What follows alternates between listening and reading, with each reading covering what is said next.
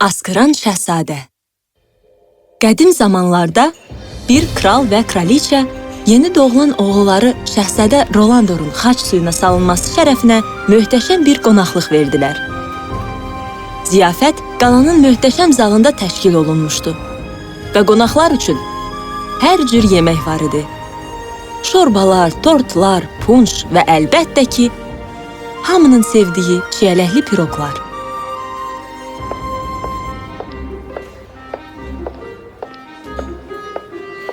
Kraliçə yaxşı bir ev yiyəsi kimi nəzarət edərək gördü ki, zalın sağ tərəfindəki qonaqlara çiyələkli piroqlar vermirlər. Bu zaman çox solğun və narahat görünən baş aşpaz adamların arasından keçərək kraliçaya yaxınlaşıb qulağına pıçıldadı. Zat aliləri, bütün çiyələkli piroqlar qutardı. Kraliçanın rəngi ağardı. Başqa şirniyyat necə? Çoxdur? Bəli, zat aliləri. Qoy onda onlardan gətirsinlər. Aşpaz getdi. Kraliçə isə öz işləri ilə məşğul oldu. Bir neçə dəqiqədən sonra birdən bir səs eşidildi. Bəs mənim çiyələkli piroqum hardadır? Hamı təəccüblənərək dönüb yaşlı Malvolya adında pərinin əllərini belinə qoyub içində ekler olan boşqabına baxdığını gördü. Kraliçə ona tərəf tələsdi. Çox üzr istəyirəm, xanım Malvolya, ancaq çiyələkli piroqlar qurtarıb. Demək istəyirsiniz ki, onları ancaq şəxsi dostlarınıza lazım olan sayda bişirmisiniz? Mütləq birazdan gətirəcəklər. Kraliçanın öz əllərindən çıxan çiyələkli piroqlar öz dostları üçündür. Mənim kimi yaşlı bir pəri üçün isə adi çörəkçi eklerləri. Sizin hamınız tərəfindən çox bərk təhqir olundum. Yox! Məni təhqir etdiyiniz sizə baha başa gələcək. Sizi lənətləyirəm ki, hər dəfə şahzadə askıranda bir şey dəyişsin o vaxta qədər ki... Bu zaman şimal küləyi zalın açıq pəncərələrindən içəri əsdi və Malvolyanın lənətinin sonuncu cümləsini apardı. Sonra isə Malvolya çırtma çaldı və adamların gözü qarşısından yox oldu. Körpənin ağlaması eşidildi və kral ilə kraliçə təlaşlanaraq zalın başındakı ucaldılmış müəyyən bir yerdə beşiyində yatan oğullarının yanına tələsdilər. Şəhzadənin üzü büzüşdü və birdən o möhkəm askırdı.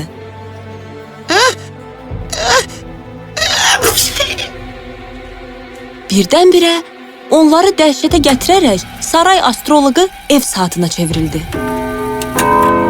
Gözətçilər, saatı götürün və onu kilsədə asın. İki gözətçi gəlib saatı aparanda adamlar pıçıldaşmağa başladılar.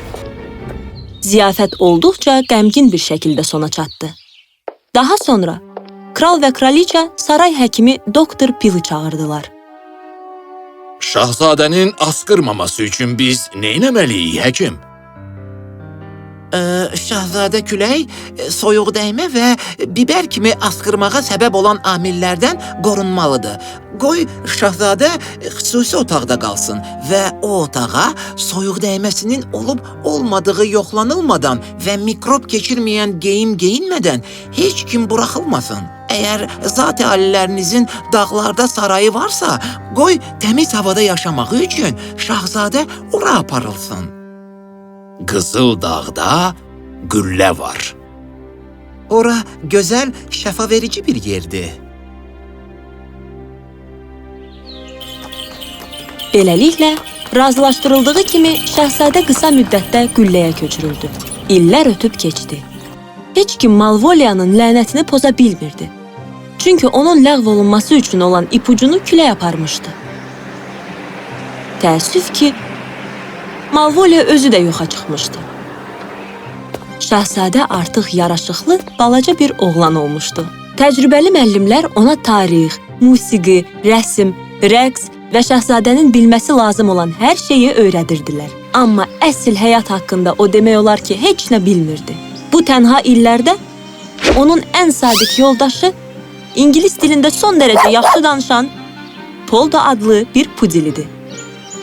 Ondan daha mehriban, müdrik və fədakar bir heyvan dünyada görünməmişdi. Bir gün şahzadənin 21-ci doğum günündən əvvəl görülən tədbirlərə baxmayaraq şahzadə 3 dəfə asqırdı.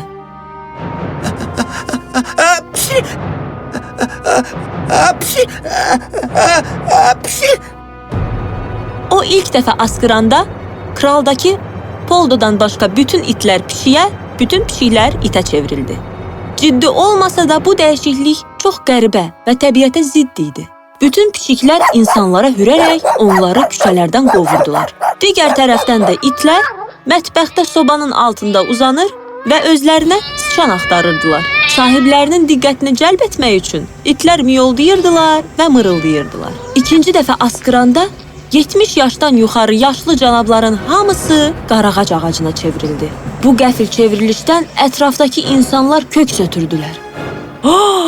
Üçüncü dəfə asqıranda İncəsənət Muzeyindəki şəkillərdə əks olunan bütün insanlar canlandı. Çaşqın faunlar, satirlər, nimfalar, Roma senatorları, çoxdan ölmüş məşhurlar və tarixi şəxsiyyətlər gözlərini çipildətdilər. Aman tanrım, mən bu şəkilin içində nə gəzirəm? Mən burada yaman sıxılıram. Sizi bilmirəm, amma mən buradan çıxıram. Hey!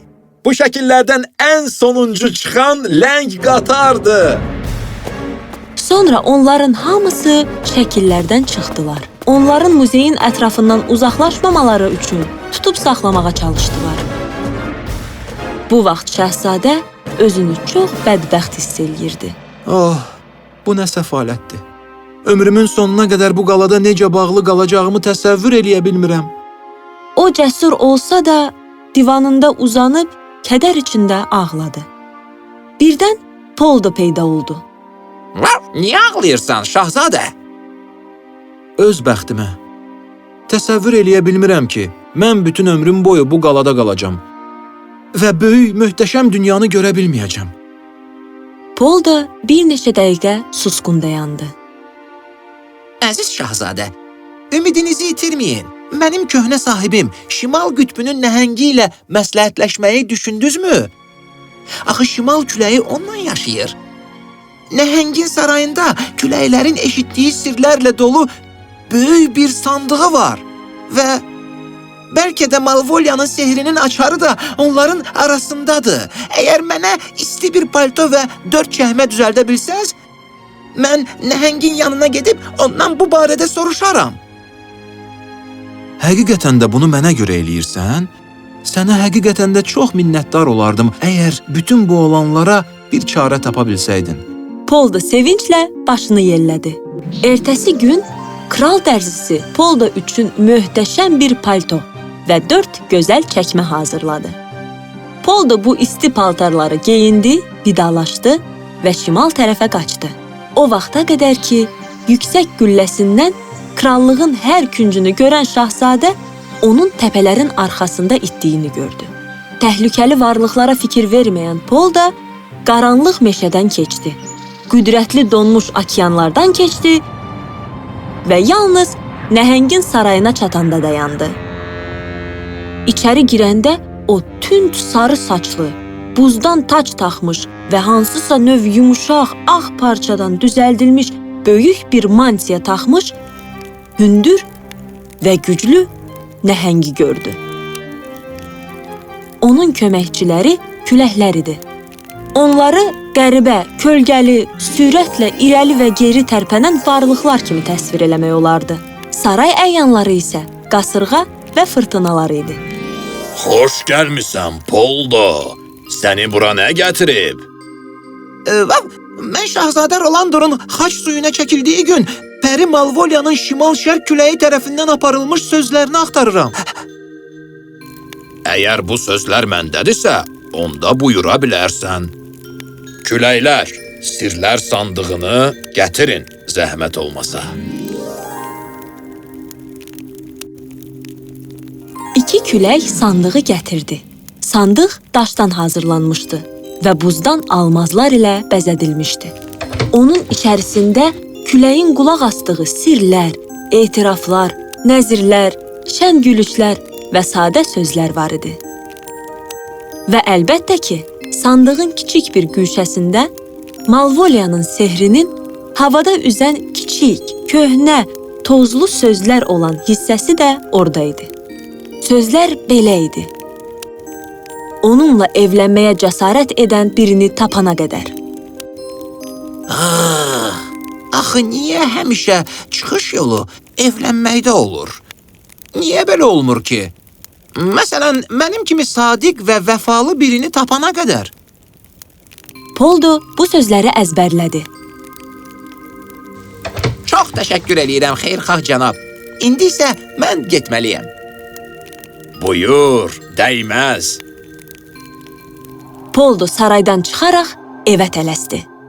Kralın sarayına gəlib çatanda o sevinclə hürərək birbaşa kralın şəxsi otağına qaçdı və orada narahat valideynləri gördü. "Oh, Poldo, gəl bura, yaxşı oğlan. De mənə, cümlənin son sözlərini tapa bilmisən?" Vav! Bəli, mənim kraliçam. Bu lənət şahzadə evlənsə yox olacaq. Rahatlanan və sevinən kral ilə kraliçə Poldonu bərk-bərk qucaqlayaraq ona təşəkkür etdilər. Sonra onlar oğlunu evləndirmək üçün gözəl şahzadə axtarışına başladılar. Amma bütün şahzadə qızlar şahzadə ilə evlənməkdən qorxurdular və bu səbəbdən kral cütlüyünü kədərləndirərək onların təklifini rədd edirdilər. Nəhayət, yeganə bir şahzadə qalmışdı. O, özü də ofsunlanmış şahzadə idi. Pəri əsəb içində onun qəhvəyi saçlarını parlaq göy rəngə çevirmişdi və onun burnunu ayağına qədər uzatmışdı. Bunları isə ona görə eləmişdi ki, şahzadə güzgüdə özünə heyranlıqla baxarkən Pərini görməmişdi. "Xahiş edirəm, bağışlayın məni. Sizi təhqir eləmək istəmədim." Yaxşı, bağışlayıram. Sevdiyin birinin tilsimdən azad olduğu zaman sən də öz tilsimindən azad olacaqsan. Hələlik. Bu bədbəxt şahzadə, zavallı şahzadə Rolandoru qəbul edən yeganə qız idi. Kral cütlüyünün razılaşmaqdan başqa çıxış yolları yox idi. Tezliklə toy günü gəlib çatdı. Şahzadə Rolandor çox gözəl görünürdü və o gəlini səcdəgaha apardı. Toy mərasiminin düz yarısında şahzadə birdən möhkəm asqırmaq istədi. O bunu nəzarətdə saxlamaq istədi, amma alınmadı.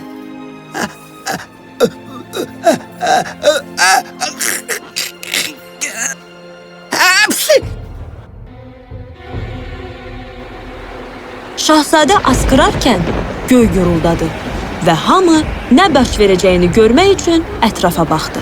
Asqırmağın təsiri çox qəribə oldu. Çünki şahzadə düz yarı evli olarkən asqırdı. Pişiklər yenidən it oldu, itlər də pişik oldu. Qarağac ağacları yaşlı cənablara döndü. Ev saatı isə saray astroloquna çevrildi. Zavallı Roma senatorları, faunlar, nimfalar, satirlər, məşhurlar və tarixi şəxsiyyətlər şəkillərinə qayıtdılar. Və gəlin yenidən öz xoş, zərif, əvvəlki kimi gözəl, yaraşıqlı görkəminə qayıtdı. Lap Pərinin dediyi kimi. Çünki onun sevdiyi adam, şahzadə, öz tilsimindən azad oldu. Bu isə o demək idi ki, artıq o da öz tilsimindən azaddır. Hər kəs rahat və xoşbəxt oldu. Toy mərasimi davam etdi. Cütlüklər evləndilər. Poldo əlbəttə ki, ən arzulanan qonaq idi. Çünki o, köhnə deyimi təsdiqlədi. Dost dar gündə tanınar.